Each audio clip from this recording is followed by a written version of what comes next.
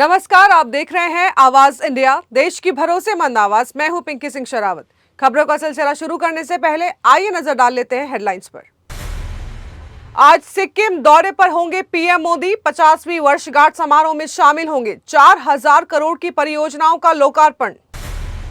जगत दल में पीएम मोदी की सभा से पहले हिंसा, भाजपा और टीएमसी के समर्थक भिड़े।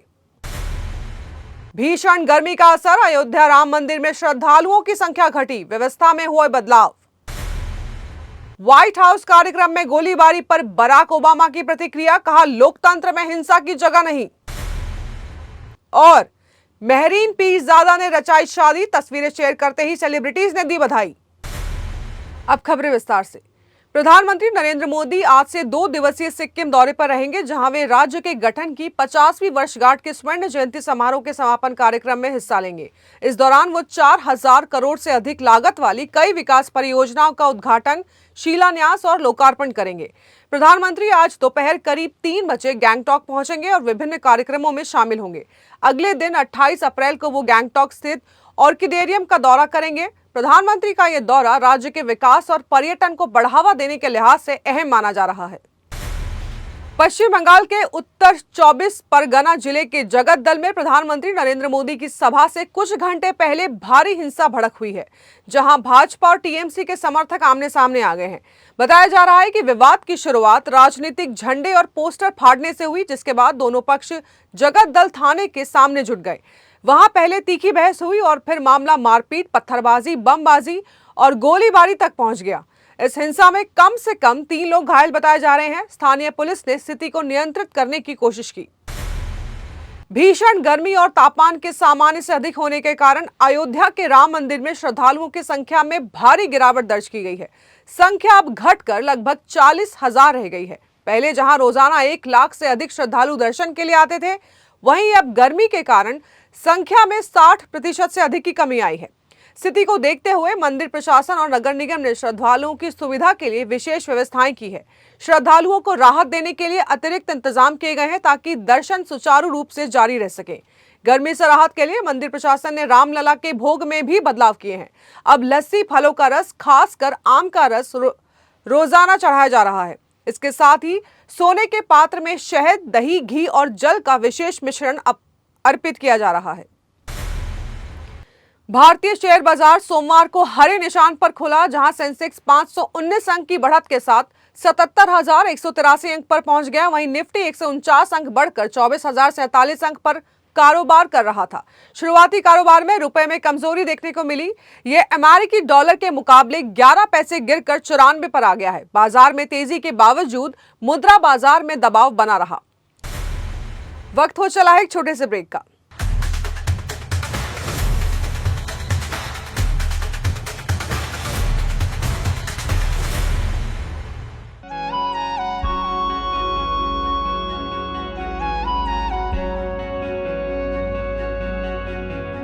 आवाज इंडिया, आवाज इंडिया, आवाज इंडिया, आवाज इंडिया, इंडिया, इंडिया, आवाज इंडिया।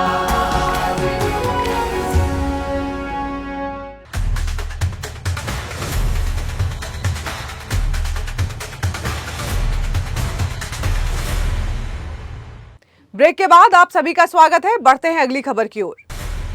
अमेरिका की राजधानी वॉशिंगटन में व्हाइट हाउस कॉरेस्पॉन्डेंस डिनर के दौरान हुई गोलीबारी की घटना ने पूरे देश को झकझोर कर रख दिया है। इस घटना पर अब पूर्व राष्ट्रपति बराक ओबामा ने कड़ी प्रतिक्रिया दी है। उन्होंने कहा कि लोकतंत्र में हिंसा के लिए कोई स्थान नहीं है और इसे पूरी तरह से अस्वीकार किया जाना चाहिए। ओबामा ने कहा कि अभी हमले की मंशा स्पष्ट नहीं है, लेकिन सभी की जिम्मेदारी है कि हिंसा का विरोध करें। उन्होंने सुरक्षा एजेंसियों, विशेषकर सीक्रेट सर्विस की तत्परता और साहस की सराहना की है। ईरान के विदेश मंत्री अब्बास अरागची पाकिस्तान और ओमान दौरे के बाद रूस पहुंचे। वे आज रूसी राष्ट्रपति व्लादिमीर पुतिन से महत्वपूर्ण मुलाकात करेंगे, जिसमें द्विपक्षीय संबंधों और मध्य पूर्व की स्थिति पर चर्चा होगी। ये यात्रा ऐसे समय में हो रही है जब ईरान और अमेरिका और इजराइल के साथ तनाव के बाद कूटनीतिक प्रयास तेज कर रहा है। ईरानी राजदूत के अनुसार बैठक में वैश्विक मुद्दों पर भी विचार विमर्श होगा। अरागची हाल के संघर्ष के बाद ईरान की विदेश नीति में अहम भूमिका निभा रहे हैं। इस मुलाकात को क्षेत्रीय कूटनीति के लिहाज से महत्वपूर्ण माना जा रहा है। महरीन पीरजादा ने रविवार को अपने करीबी दोस्तों और परिवार की मौजूदगी में अर्श औलख के साथ शादी कर ली है। उन्होंने इसकी पहली झलक सोशल मीडिया पर शेयर की।